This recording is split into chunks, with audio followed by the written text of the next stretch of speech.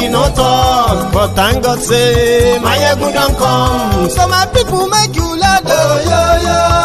Mayegun don't come, oh yo yo. My people make you shout, oh yo yo. Mayegun don't come, oh yo yo. Mayegun the command of the masses, oh yo yo. Mayegun don't come, oh yo yo. Mayegun diary politico, oh yo yo. Mayegun don't come, oh yo yo. This man not dey off in mind. Oh, yo, yo. Mayegun don't come, oh, yo, yo. Aha. Now him una don hear all these bad politicians them we call themselves politicians. Where they thief our money.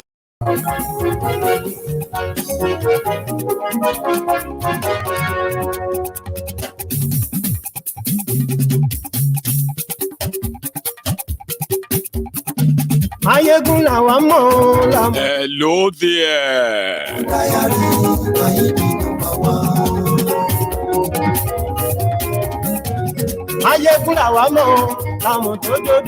Good morning to you, good afternoon to you, and good evening to you from wherever you are watching from. This is Mayegun Live. Glory Facebook, glory YouTube. Mayegun Diary, gbogbo bó ṣe ń lọ ni Mayegun já wa sí. Mayegun Diary,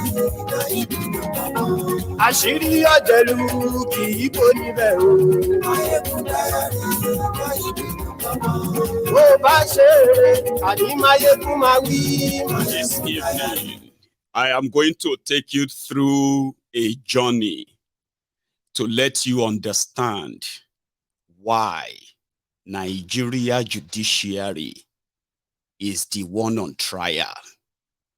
And every gaslighting word that the establishment in Nigeria pushes is a reaction to their frustration. They have just 14 days. They've already written the judgment. Now, person will go read them. Be the problem.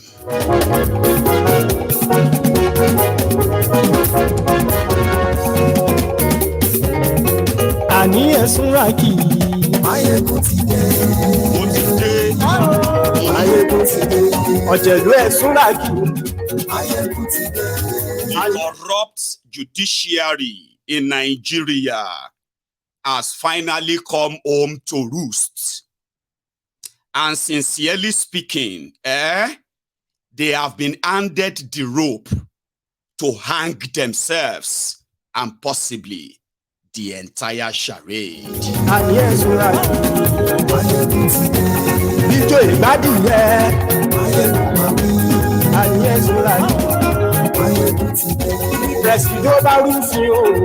They are currently making you feel like you are a troublemaker for asking them to follow their own constitution. Apart from Tinubu being a drug lord, forfeiting money, apart from Tinubu perjuring himself, faking certificates, even INEC and the election, as well as the process that brought him in, if the Nigeria Judiciary have anything at all to save, it is to save whatever is left of their integrity. That is, if there is any. You will understand how corrupt Nigeria Judiciary is tonight. So help me God.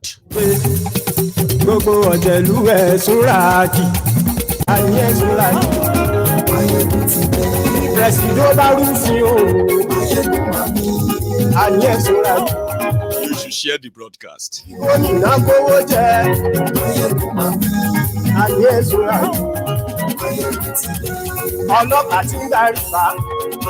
There is a part of the broadcast as well.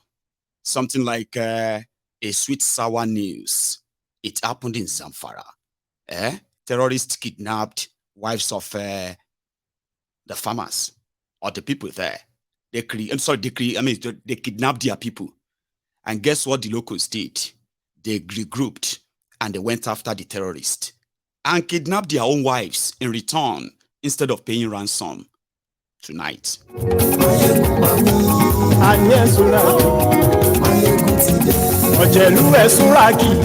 What they did at Lekki Toll Gate in Nigeria, they are repeating the same thing already in Congo. That is Goma in Congo, where they have killed over 40 people, peaceful protesters. Motideo. So good morning to you once again. Good afternoon to you. And good evening to you from wherever you are watching from. This is Mayegun live. And thank you very much for those of you who have actually shared the broadcast, liked the broadcast, and took your time to read the description of this whole conversation tonight. Thank you. And if you haven't, please do before you finally settle down so you can know what you're actually, delving into. It is about the month that is going to kickstart how much influence does Tinubu actually have? And could anything at all remove him anymore from that power or that position? This is the month that is going to determine that. Events this month, which is going to be kickstarted by the judiciary that has failed after weeks of concluding the hearing of the petition, presidential petition. They have refused to release the judgment dates. Somehow, they are keeping it to themselves. However, there are events, there are happenings that are already coming to light. These were supposed to be happenings behind the scene. And for those who have been following Nigeria politics, especially in the last 24 years, like myself, it is going to be a serious moral burden on them if for any reason, decided to toe the line of honor. Where is that morality going to be coming from? When it comes to the Nigeria national, whatever they put, it is like the national congregation of criminals. And they cut across all spheres of life, including your judiciary. So they will tell you, for the sake of national unity, for the sake of national security, for the sake of Nigeria existence, even if this election is fraudulent, we cannot nullify it. They can wait for the next election. The court will now advise INEC, you need to do better next time. And that is the end of it, usually, until now. I know they have been gaslighting you, the obedient. And to be honest with you, this particular broadcast is mostly going to help expose a lot of things you have been fighting, and yet they have been gaslighting you, making you look like you are just a bunch of ignorant people who have no idea about Nigeria politics. What do you even understand? Oh, come on. You have proved your point.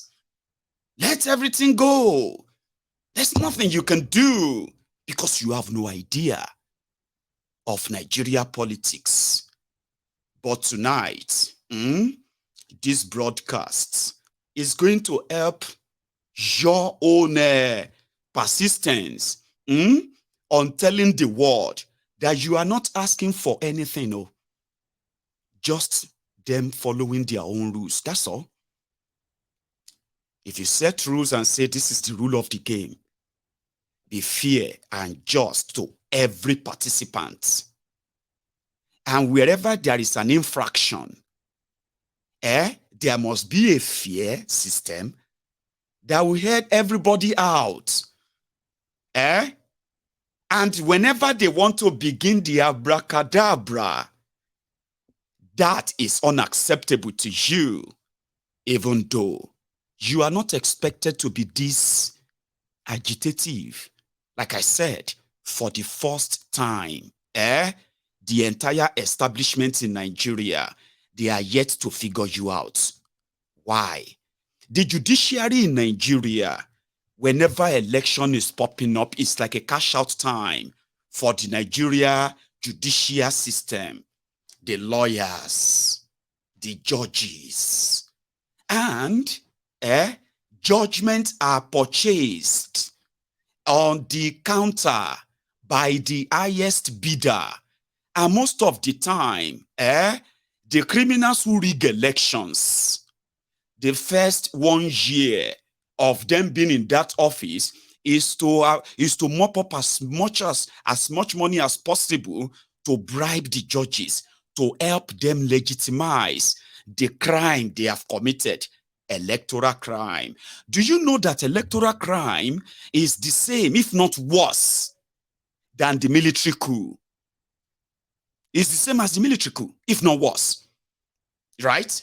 I mean, military coup are pretty much like, when they come up, you have no idea who the sponsor are. They just kind of blend in with the mood of the nation, cash in on that, take advantage of that to further re-enslave the people, right?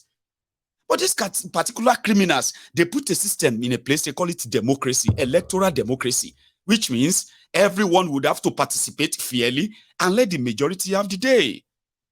So to them, asking the judges to do the right thing is threatening them. You, these people, want to destroy Nigeria. You are threatening the Nigeria judges. You are doing, no, you are not. You are asking them to do or to follow their own constitution, which they won't. You and I know that they won't. But let me take you all down the memory lane. Why the judiciary in Nigeria is so stinkingly corrupt that it has become like, if you get any justice out of anything that comes out of there, is as worthless as the paper that they write them on most of the time. You know why? Even the political class, the politicians, who have corrupted, well, like they corrupted themselves anyway. Scratch my back, I scratch your back.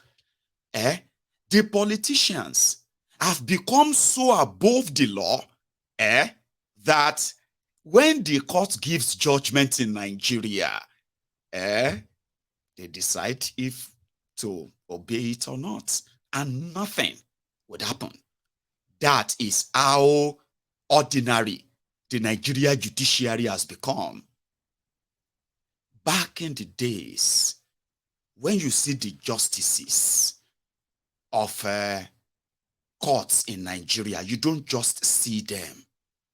I mean, I used to believe that they are like special human beings.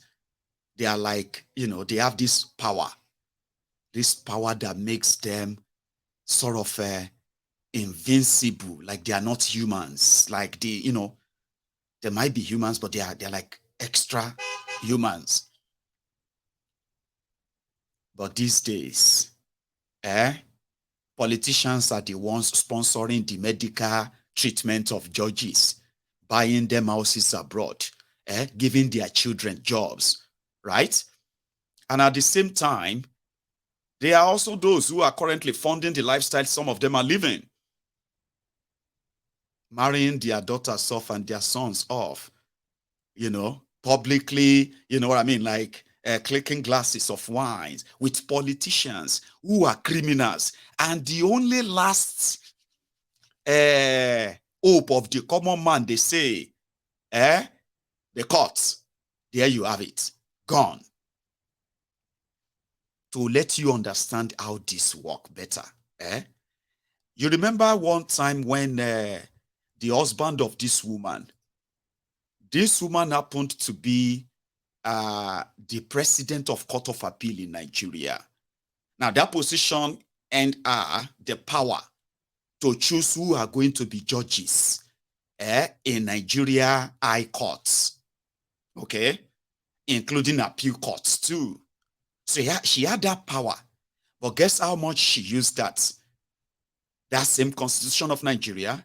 Her husband her husband happened to be a senator, was on the floor of the Senate recently. Tonight is going to be long. I hope you are ready for this. Distinguished colleagues, I remain Adamu Mohammed Bulkachua, representing Bauchi North Senatorial District. It is a moment when we have to say probably goodbye to each other. For those of us that are not returning, we will still be around and we might keep on meeting again and again. For those who are going to be engaged on at the 10th Senate, well, I wish you luck. And Mr. President, you know, we have come a long way from 1999. And, Susuan is not there, unfortunately. We have come a long way since 1999. And when we met again, 2019, there were so many strange faces to me. Strange faces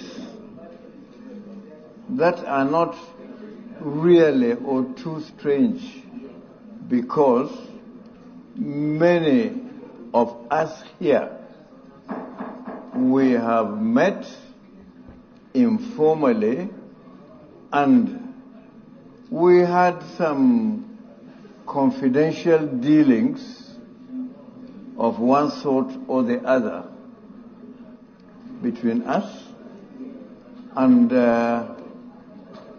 they sought for my help, and I did my best, and in most cases I succeeded, and they have thanked me for what I have done with words of mouth. That was all. But I am very happy that since that time we became good friends and we remain good friends. My political history has been very simple but challenging. Since I retired voluntarily from the civil service, from the diplomatic service, only to come back to my constituency and take part in politics, I have been, believe me, all on my own. On my own because, for some odd reason which I cannot comprehend, all the governors of my state, including those I helped to climb to that position, never supported me for whatever political office I bid for. But I am so grateful to Almighty Allah that Almighty Allah has always been on my side. And I have succeeded, won my elections, despite the opposition from the executive, from the state. And I am sure many of those who knew my role in APC or CPC before APC would wonder how I started from that side of the Senate and ended up on this side, for which I don't regret. They wonder, why would I take such drastic decisions? And I think Mr. President is one of such people who never still believed that I really crossed the carpet to this side. But my reasons were very simple. Since I never enjoyed the support of the party leadership in APC, even for them to recognize my... Chief Whip, you yourself, you are not helping matters now.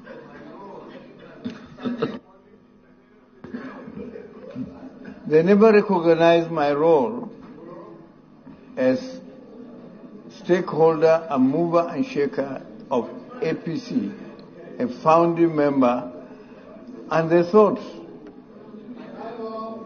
I was indispensable. Yes, nobody is indispensable.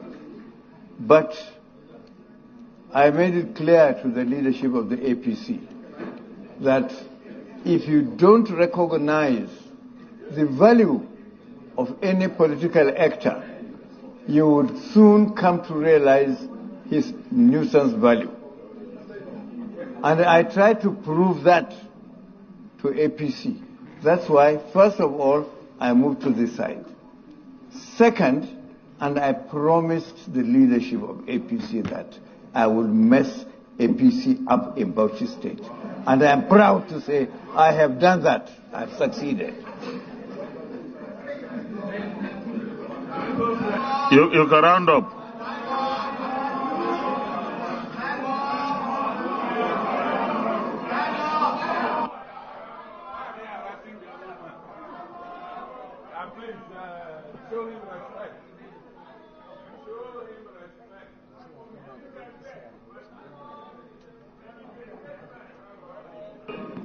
Distinguished Senator Adam Mohamed Bulkachua, please round up. You have less than 1 minute to round up. Taken 10 minutes. And why should you reject me? Because I can cross-carpeted? No, I don't want anybody to interrupt you or disturb you. So just round up. Mr. President, at my age, I don't think I will lobby anybody under the sun. I would do the right thing, and I always do the right thing, and sincerely and honestly too. So, I know, I look at faces in this chamber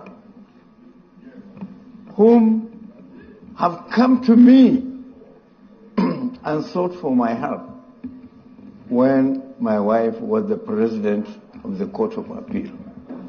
And I'm sure Distinguished Senator Adam Ahmed Bulkachua, I think I will advise that you just round up and take your seat. Name any names. We know ourselves. No, but this kind of insinuation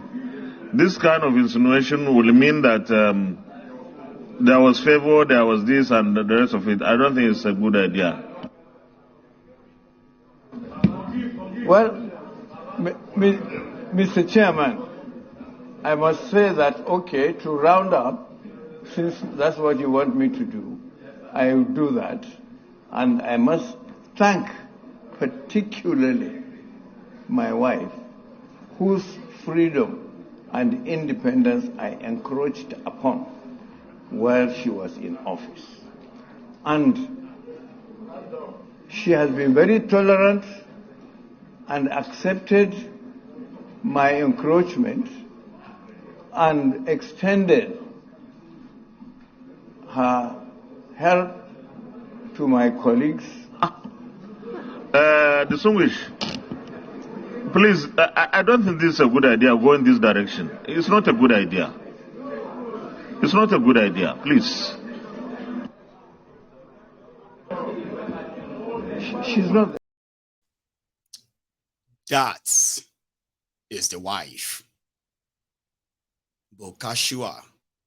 Now, that is just to give you the window into the operational or the corrupt judicial process and the participants at the top level in Nigeria. Sometimes in 2008 or 2010, the current Chief Justice of Nigeria ruled on a case that had to do with forfeiture. And from part of their criminal code in Nigeria, the Chief Justice today ruled that it is a criminal offense. Once the court rules that you are forfeiting something for whatever it is, that's a crime. That's a criminal offense. Now, the same guy is the Chief Justice of Nigeria today, who has been part of APC, Egbekegbe. Sometimes in April, this was like 2 months after the charade elections in Nigeria. And they were telling everybody then to go to court, go to court, go to court. So it was now upon the Chief Justice of Nigeria to constitute the Nigeria Election Petition Tribunal, or to give his blessing to the Nigeria Judiciary, whoever is in charge. It was time. 2 months, so they waited 2 months that they could have actually started the case of whether election is free and fair, or whether election followed the due process and the rest of that. No, they were waiting and they were delaying, so that by the time you start the petition, they would have sworn in Tinubu. So it will no longer candidate Tinubu anymore. It would have become the powerful president that you are now fighting. So you are now fighting thousands of other people whose interests now, who are looking for jobs or who have been given jobs by Tinubu, to use everything to sabotage the system. So they wasted 2 months. Then this image surfaced online. Chief Justice of Nigeria was seen being wheeled somewhere in Heathrow in London with pack of Nigerian passports. So this raised a lot of questions. But before this image came to public, there were already what you can call rumors of the nocturnal meetings between Were Wike, Hopeless Uzodijo, Solo Makinde Ibadan, Seyi Makinde, and few others who have been meeting outside Nigeria as Tinubu's reps. They have not done inauguration there, no. Why would they be meeting in London? They say, oh, no. That was, in fact, an old picture. That picture was like a month back. It was in March, not even April, that the Chief Justice of Nigeria only went to the UK for medical treatments. Later, they said, no, it was a judges' conference. And that was why he was in the UK. So he didn't meet Tinubu. It's all rumor, blah, blah, blah, blah. So to this day, this image alone forced Nigeria Chief Justice of Nigeria, ladies and gentlemen, to actually do a skit. You know that skit to show that, no, he's no longer in the UK, he's back in Nigeria. In fact, he was on his way to Jumat.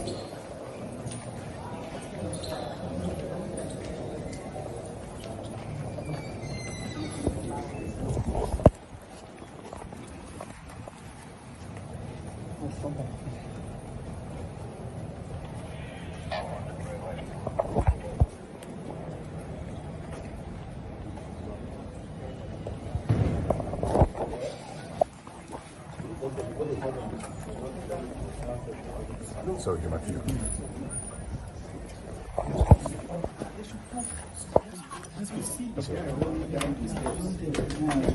Ima, let's go. Ima? Where's Ima? Okay. Ima? Where's Ima?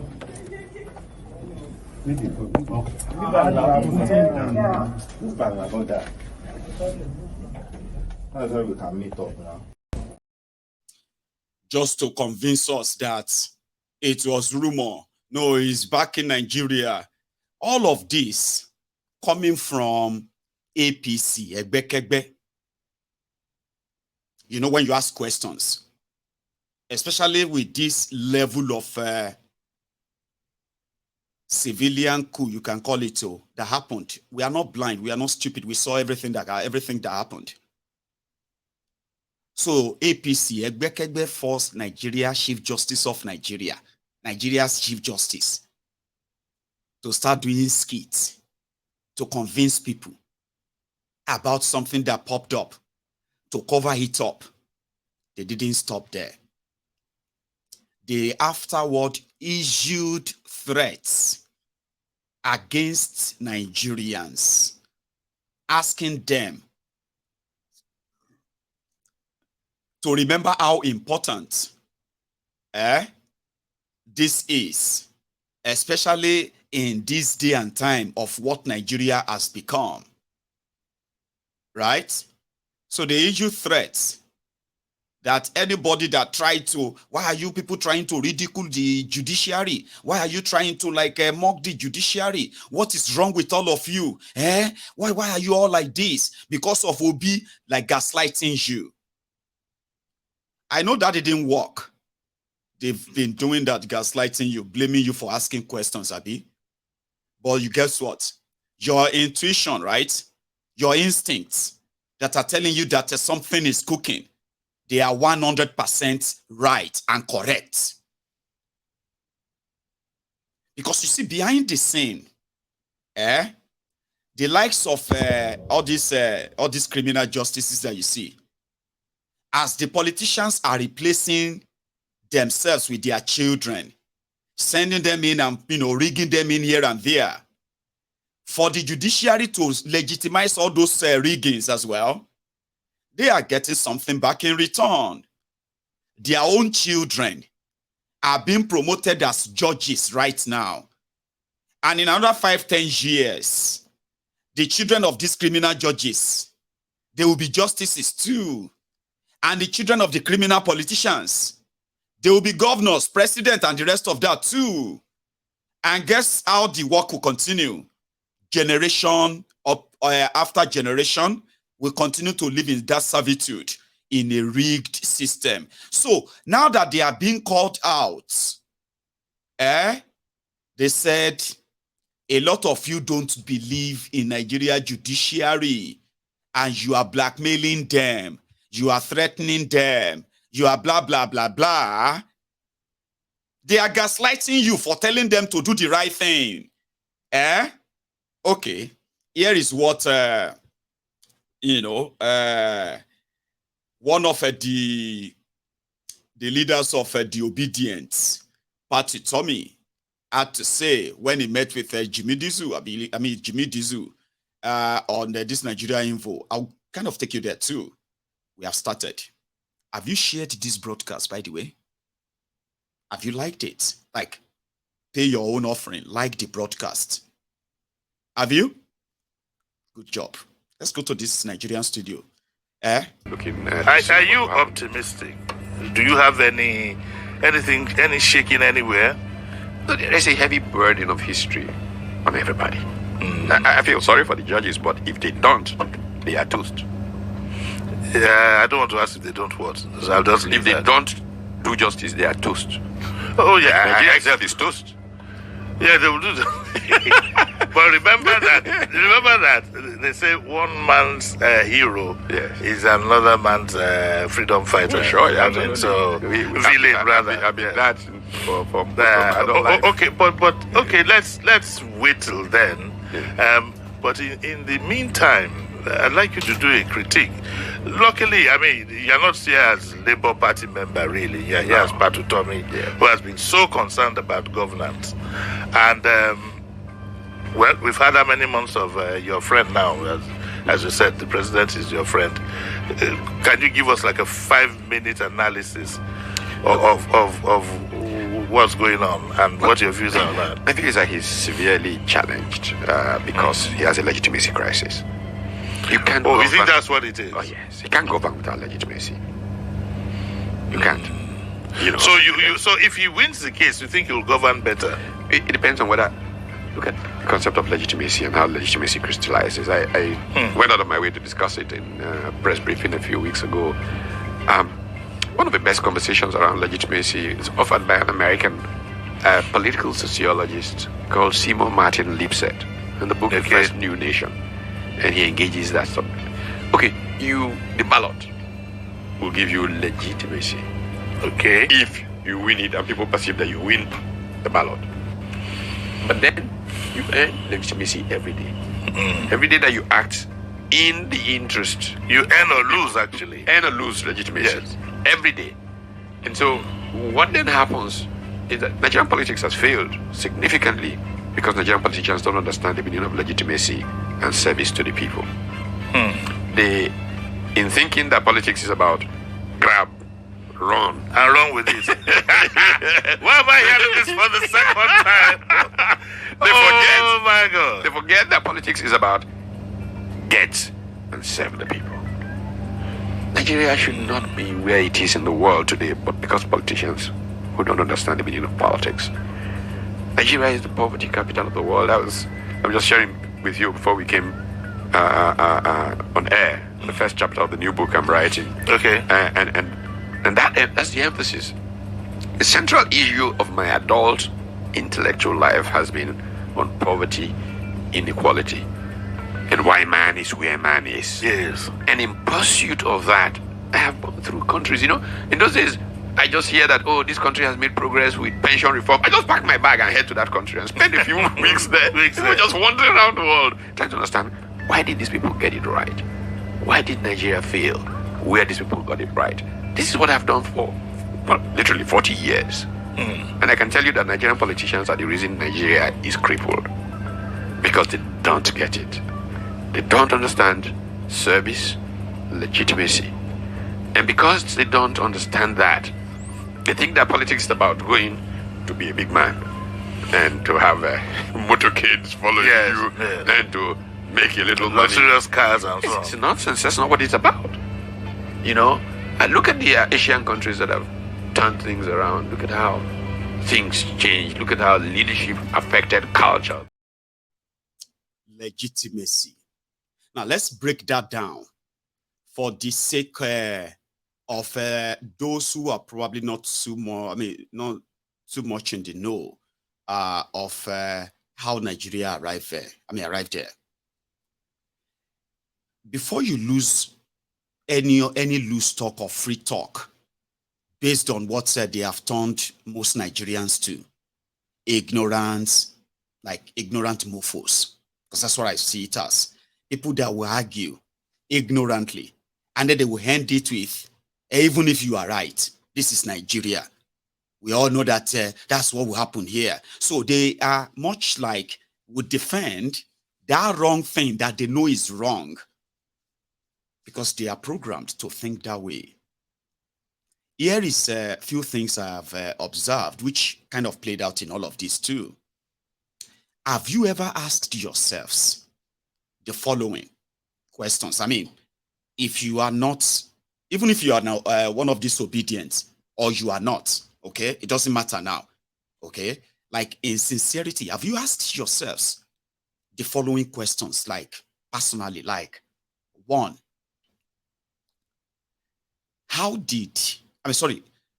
if INEC had followed their own rules, are you following me? Their own rules of using their own technology that they vouched for to capture real voters, capture real votes, and post real results for everybody to access them online. I mean, as you are doing your elections and the results are popping in, just like you had for Senate, for the reps and others that day, right? Imagine if INEC didn't tamper with it at all and they follow their own rules.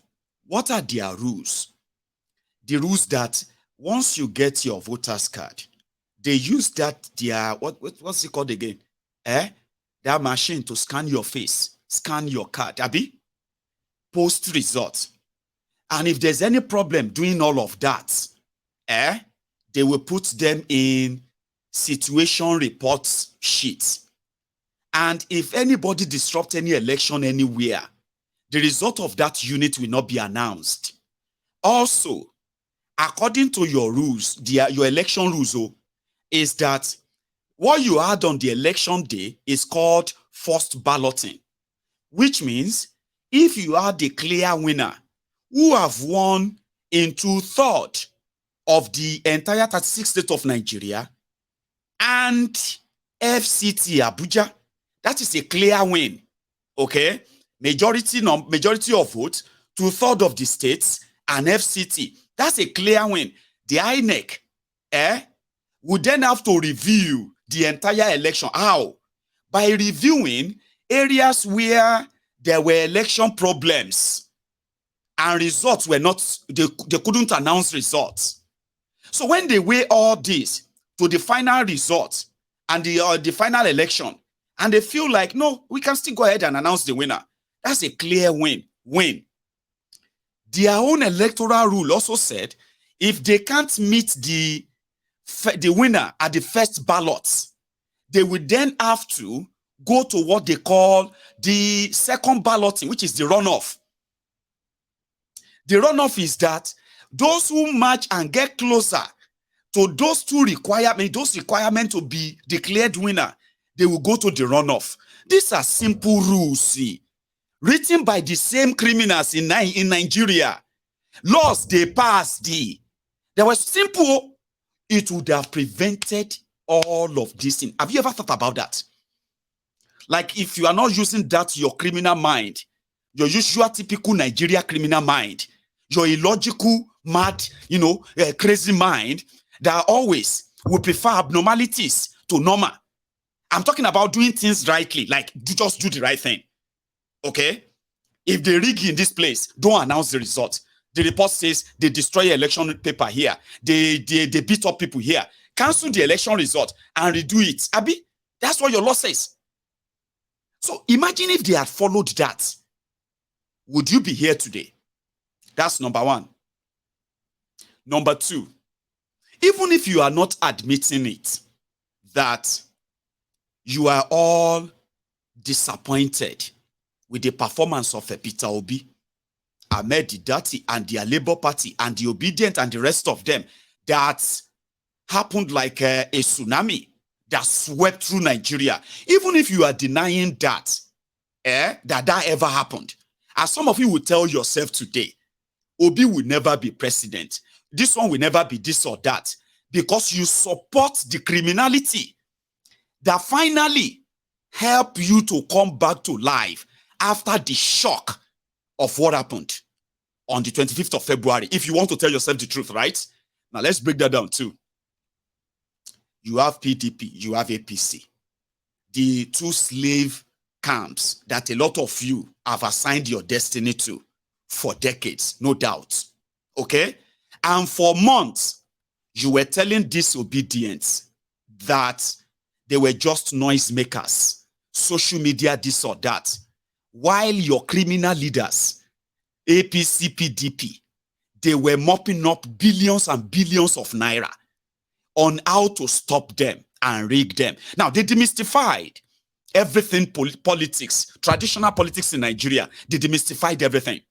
Now, would you kind of tell yourselves the following, that even though Mr. Yakubu of Nigeria said Tinubu scored 8.7 million votes. Let's start with that too. In your own church mind, that God that you always talk about, the one that you claim you serve, that every little conversation you will drop your God inside it, in that your church mind, in that your mosque mind, Tinubu scored 8.7 million votes. Do you believe that? In Lagos State alone, listen to this. Before your elections, a lot of you, in your warped, ignorant mind, in a mind that never actually catch up with the realities around you, you were telling yourselves that in their dream, in their what? In their dreams, would they even see 1,000 votes in Lagos? And you actually work towards that. Remember? The Igbos could not vote in Lagos. You killed those you could kill. You injured those you could injure. All the videos are everywhere. You were so happy that the thugs were out, but when the result was out, you were so ashamed. And you were asking yourselves, what happened? How did that happen? They are the same Lagos that Tinubu enslaved for 24 years. Could not give him 200,000 votes. That they had to rig it, close the gap from 1 million votes, reduce it to 500,000, from 100,000 votes of Tinubu, increase it to 500,000. And you all saw all of that. You were asking yourselves, how did that happen? Because nobody wanted you. Nobody wanted you. Nobody wanted this violence. Nobody wanted this criminality. Nobody wanted this slavery. You called people Omuali because of this Tinubu happy. But guess what? The people who were making noise on social media, they defeated PDP APC inside the asshole Rocky, inside the Akpo Villa, where you had all the PDP APC senators, reps, lawmakers, inside Abuja. Then you turned around. I remember those of you who said, even if the entire Eastern Nigeria, all the Igbos, put all of their vote together, made them vote for this Obi, what will happen? Now only Kano will cancel the entire Eastern Nigeria. Peter Obi ended up knocking all your criminal leaders. Disobedient. They demystified all your crooked criminal leaders in their different traditional political bases, from northern Nigeria to the middle belt of Nigeria, to western Nigeria, to eastern Nigeria, to even the Niger Delta region. But they had to spend so much to try to cut them to size, but they couldn't. Now that is where the legitimacy was lost, because nobody voted for you, per se, to even have any audacity to order anybody around. But it is Nigeria. This is what brought in the judiciary. When Tinubu first got in, he decided to give the judiciary 37 billion naira. Made them share them. He also increased their salary by 114%. Yesterday, he is still talking about increasing the salary of the judges in Nigeria.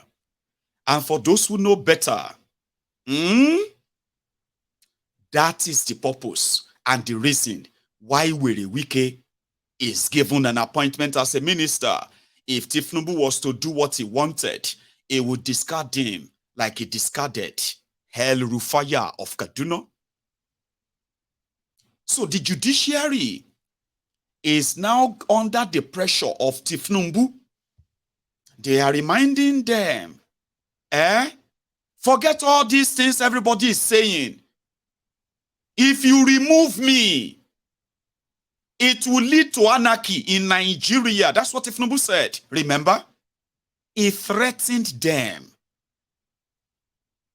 The lead judge in this judiciary that you are waiting for, Justice Zamani, was asking one of the petitioners and lawyers, Atifku's lawyer, that you kept talking about this criminal past of Tinubu. Like, are you not a Christian? If Tinubu, like, you should have a spirit of forgiveness. I thought our religion taught us to have the spirit of forgiveness. Now the judge, they tell the petitioner,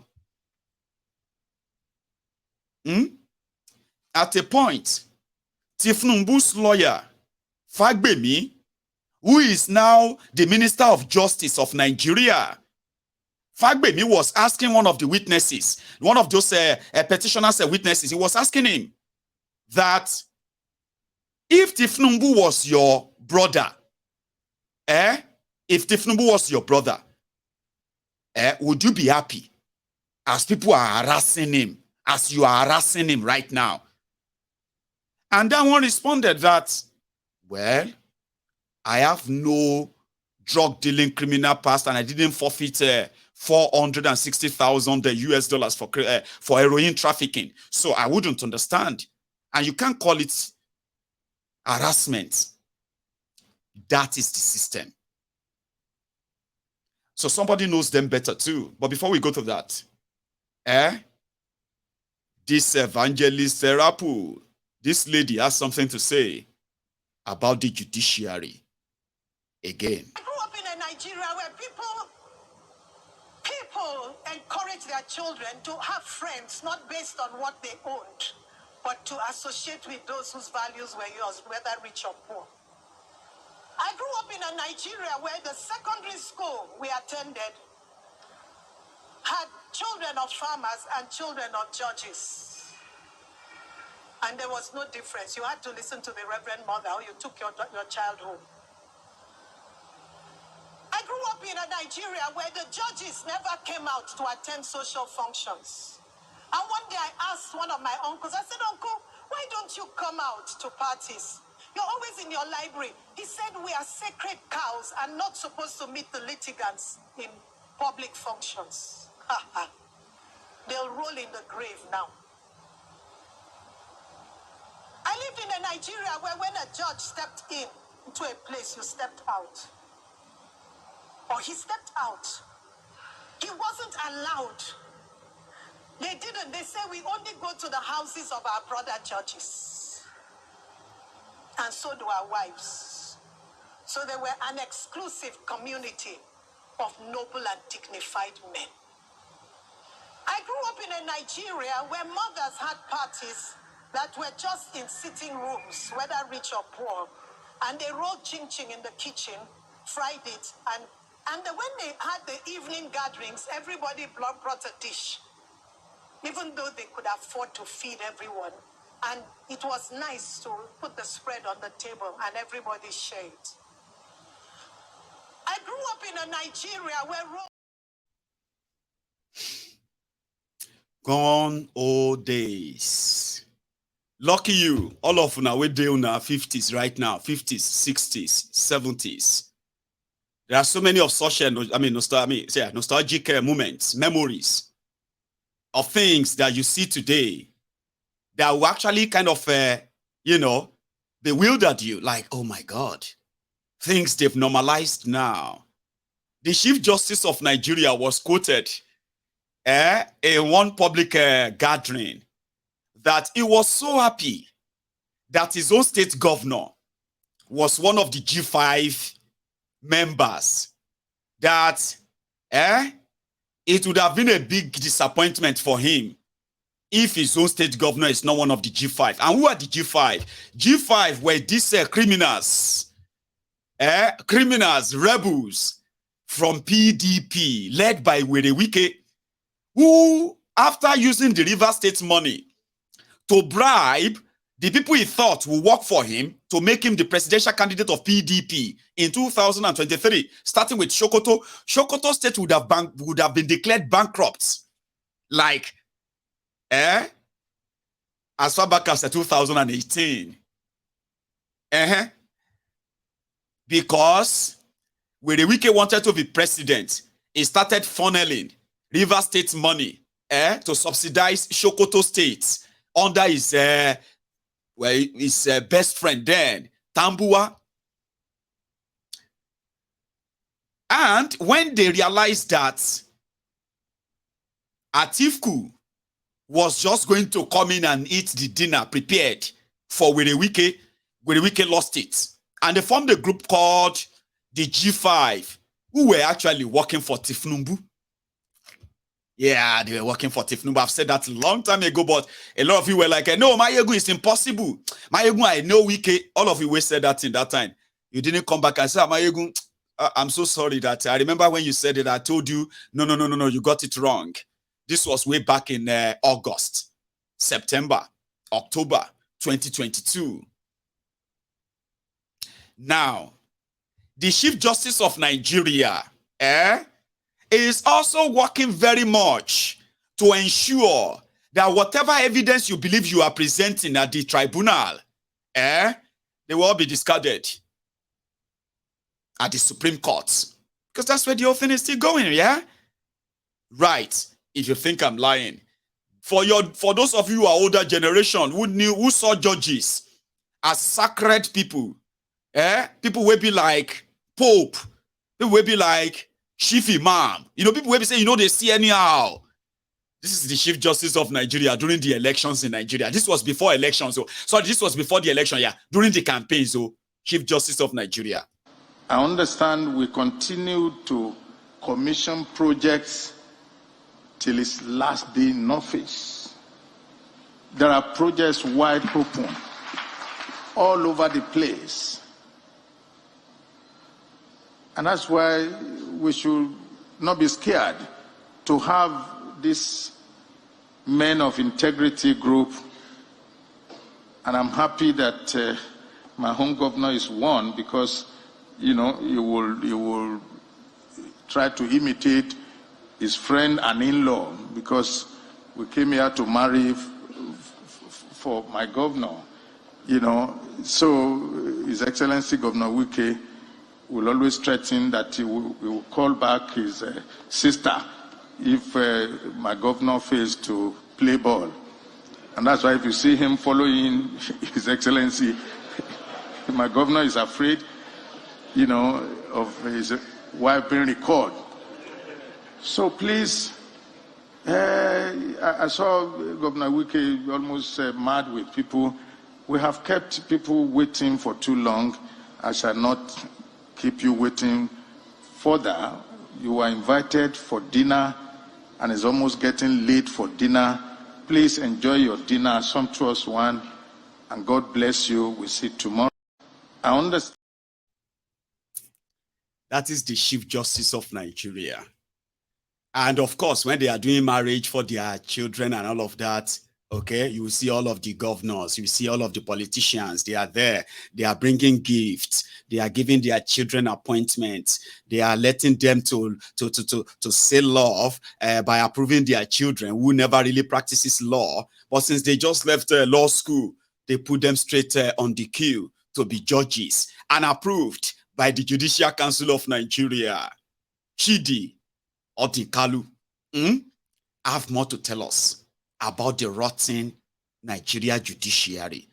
This is just so you know that this month, in another 2 weeks, the Nigeria Tribunal, Presidential Election Tribunal, they will deliver a judgment that has already been written. But before they do that, you are going to begin to see a lot of people telling you, gaslighting you, that you must accept the final judgment of the court, even when they refuse to follow their own constitution. We are coming to that part. Chidi, and the video is actually the credit of Sahara Reporters, by the way. It's an interview. Not an interview. It's actually like a delivery. You say, Chidi, tell us more about this rotten Nigeria judiciary for the record. The NJC goes through a process of provisioning, clearing provisioning for the judges. You've got to have the court hall.